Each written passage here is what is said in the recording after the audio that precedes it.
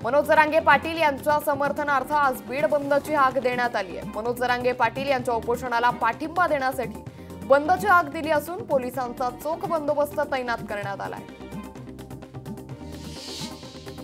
मनोज जरांगेंच्या समर्थनार्थ जालना शहरातील जिल्हाधिकारी कार्यालयावर मोर्चा काढण्यात येणार आहे। जरांगेंच्या मागण्यांची शासनाने तात्काळ दखल घ्यावी या मागणीसाठी हा मोर्चा काढणार आहे। पुण्यात आज सकाळी 11 वाजता गणेश कलामध्ये नाम फाउंडेशनच्या कार्यक्रमाला आज मुख्यमंत्री एकनाथ शिंदे, उपमुख्यमंत्री देवेंद्र फडणवीस एकत्र जाणार आहेत। अभिनेते नाना पाटेकर आणि मकरंद अनासपुरे देखील उपस्थित असतील। परिवर्तन महाशक्ती या तिसऱ्या आघाडीचा पहिला मेळावा 26 सप्टेंबरला छत्रपती संभाजीनगरमध्ये पार पडणार आहे। पुण्यातील बैठकीत राजू शेट्टी, छत्रपती संभाजीराजे आणि बच्चू कडू यांनी एकत्र येत तिसऱ्या आघाडीची घोषणा केली आहे। केंद्रीय मंत्री नितीन गडकरी यांच्या हस्ते पुणे जिल्ह्यातील रस्त्याच्या कामांचं भूमिपूजन होणार आहे। या कार्यक्रमाला देवेंद्र फडणवीस, सुप्रिया सुळे आणि नितीन गडकरी एकाच मंचावर दिसणार आहेत। देहूतील विठ्ठलवाडी येथे कृषी विभागातर्फे रब्बी हंगामासाठी ज्वारीच्या बियाणाचं वाटप करण्यात आलंय। ज्वारी पिकाची वेळेत पेरणी करण्याच्या उद्दिष्टानं बियाणाचं वाटप करण्यात आलंय। यावेळी शेतकऱ्यांना मार्गदर्शनही करण्यात आलंय। फडणवीसांनी घर फोडल्याचा आरोप मधुकर चव्हाण यांनी केलाय, तर मधुकर चव्हाणांच्या आरोपात तथ्य नसल्याचं प्रत्युत्तर भाजप जिल्हाध्यक्ष संताजी चालुक्य यांनी दिलंय। मधुकर चव्हाणांचा भाजपच्या संपर्कात असल्याचाही दावा चालुक्य यांनी केलाय।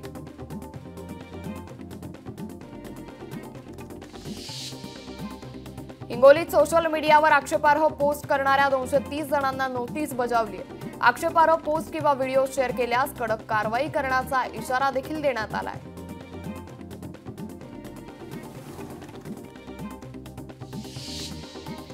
बीडमधील 500 मराठा समन्वयकांना नोटिसा पाठवण्यात आल्यात। बीड बंदच्या पार्श्वभूमीवर पोलिसांनी या नोटिसा पाठवल्या असून जरांगेंच्या समर्थनार्थ मराठा संघटनांकडून बीड बंदची हाक देण्यात आली आहे।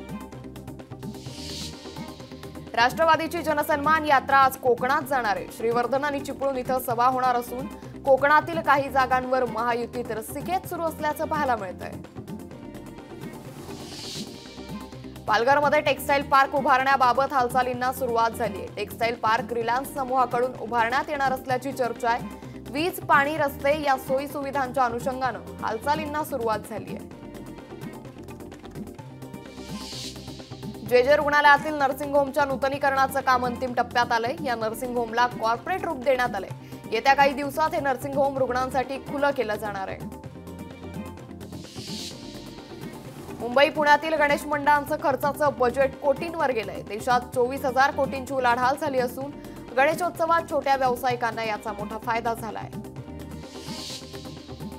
कशेडी घाटातील दुसरा बोगदा वाहतुकीसाठी बंद करण्यात आलाय। अर्धवट काम पूर्ण करण्यासाठी प्रशासनानं हा निर्णय घेतलाय, तर गणेशोत्सवादरम्यान हा बोगदा तात्पुरता सुरू केला होता। मुंबईत आज शिवसेनेची विधानसभा निवडणुकीच्या पार्श्वभूमीवर महत्त्वाची बैठक पार पडणार आहे। मुख्यमंत्री एकनाथ शिंदे बैठकीत मार्गदर्शन करणार असून पक्षाच्या सोशल मीडिया टीम सोबत संवाद देखील साधणार आहेत। काँग्रेसचं शिष्टमंडळ आज राज्यपालांची भेट घेणार असून विविध मुद्द्यांवर चर्चा करणार आहेत। शेतकऱ्यांच्या विविध प्रश्नांवरही चर्चा करत आक्षेपार्ह वक्तव्य करणाऱ्यांवर कारवाईची मागणी करणार आहेत। मातोश्रीवर आज शिवसेना उद्धव बाळासाहेब ठाकरे पक्षाची छत्रपती संभाजीनगरमधील विधानसभा मतदारसंघांची आढावा बैठक होणार आहे। सकाळी 11 वाजल्यापासून या बैठकीला सुरुवात होणार असून अंबादास दानवे आणि छत्रपती संभाजीनगरचे प्रमुख नेते उपस्थित राहणार आहेत। पुण्यात आज नितीन गडकरी, देवेंद्र फडणवीस आणि सुप्रिया सुळे एकाच मंचावर येणार आहेत। केंद्रीय रस्ते वाहतूक आणि महामार्ग मंत्रालयाच्या वतीनं आज कार्यक्रम आयोजित करण्यात आलाय। पुणे जिल्ह्यातील विविध प्रकल्पांचं भूमिपूजन देखील होणार आहे। सोशल मीडियावरील बातम्या खऱ्या खोट्या ठरवण्याचा अधिकार केंद्र सरकारला नाही असा निकाल उच्च न्यायालयानं दिलाय। माहिती तंत्रज्ञान कायद्यातील दुरुस्ती न्यायालयानं घटनाबाह्य ठरवून रद्द केली आहे।